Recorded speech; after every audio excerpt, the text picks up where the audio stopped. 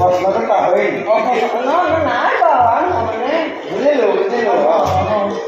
এই আকৌ কৈছোঁ আমাক যে ৰাজ্যত ৰাখিছে কি কাৰণে ৰাখিছে আৰু আমি কি কৰিব লাগে দাদা শুনা আমি ৰজাৰ আদেশ মতে ৰাজ্যত আছো হয়নে সেইটো হয় আৰু আমাৰ দুয়োৱে আৰু আমাৰ পৰিয়ালটো মানে ভালদৰে লালন পালন কৰি আহিব লাগিব তাৰমানে পৰিয়াল পঢ়া কথা সেইটোৱে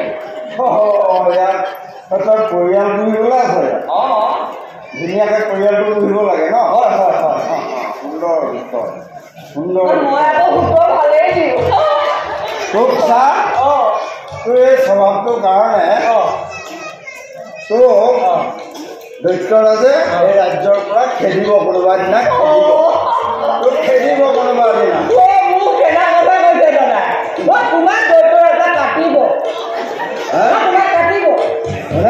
ইমান দিনে প্ৰহ্লাদক তুমি বামানৰ শাস্ত্ৰই শিকাব নোৱাৰিলা তোমাক কাটিব পিছ কোনে দৈত্যৰাজে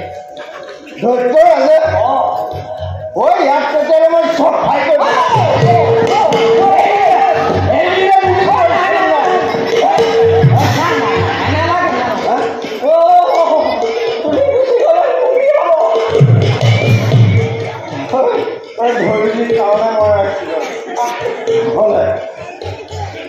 আজিলৈকে কোনেও মোক তই বুলি কথা ক'ব নোৱাৰে